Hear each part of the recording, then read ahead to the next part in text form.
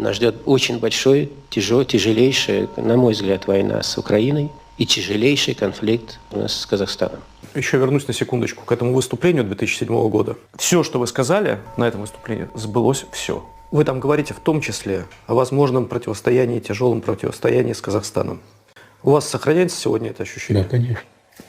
Конечно, потому что вопросы не решены, национальные вопросы не решены. Там есть еще кое-что, что я не хотел бы говорить вслух. Там может быть очень непростая, и тот фронт прикрыть не удастся. Если здесь, на Украине, как-то,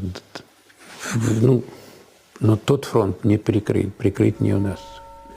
Там могут схлестнуться слишком масштабные силы, с которыми моя страна не справится, конечно. Не справится. Казахстан жалғыз емес. Ресей қолыңды Қазақстаннан тарт. Казахстан жалғыз емес. Ресей қолыңды Қазақстаннан тарт. Казахстан жалғыз емес. Ресей қолыңды Қазақстаннан тарт. Казахстан жалғыз емес. Ресей қолыңды Қазақстаннан тарт. Қазақстан жалғыз емес.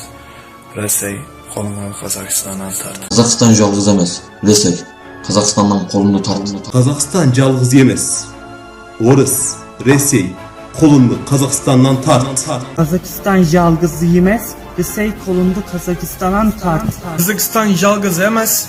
Ресей қолыңды Қазақстаннан тарт. Казахстан жалғыз емес. Ресей қолыңды Қазақстаннан тарт. Казахстан жалғыз емес. Ресей қолыңды Қазақстаннан тарт. Казахстан жалғыз емес. Ресей Қазақстаннан қолыңды тарт. Қазақстан жалғыз емес. Ресей қолыңды Қазақстаннан тарт. Қазақстан жалғыз емес. Ресей қолыңды Қазақстаннан тарт. Қазақстан жалғыз емес. Ресей қолыңды Қазақстаннан тарт. Казахстан жалғыз емес. Ресей қолыңды Казахстаннан тарт. Реджеп Тайип Эрдоган назвал Токаева братом и сообщил, что считает Казахстан исторической родиной турков, а Турцию вторым домом для казахстанцев. Тайип Эрдоган подчеркнул тот факт, что Турция готова нести ответственность за стабильность, спокойствие и безопасность наших казахстанских братьев, в том числе продолжает сотрудничество в политической, торговой, военно-экономической и культурной сферах. Руководители тюркских государств придают важное значение, обеспечиваются права их братьев тех или иных стран. Поэтому я думаю, что в предстоящие годы в рамках организации тюркских государств мы эту тему тоже должны очень серьезно обсуждать. Именно права, и безопасность и национальную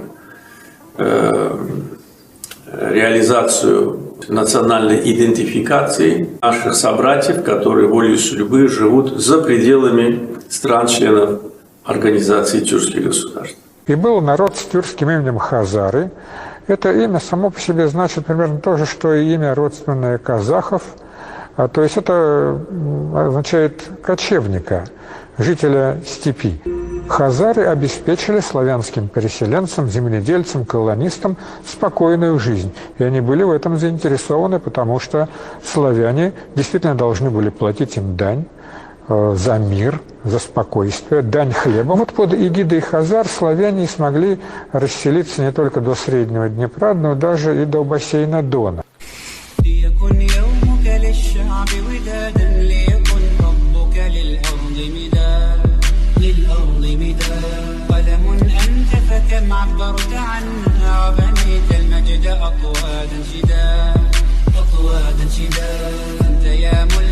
شعب أن يبروا عشتك محقق للشعب مراد للشعب مراد أنت يا ملهم شعب أن يبروا عشتك محقق للشعب مراد للشعب مراد ليكن يومك للشعب ودادا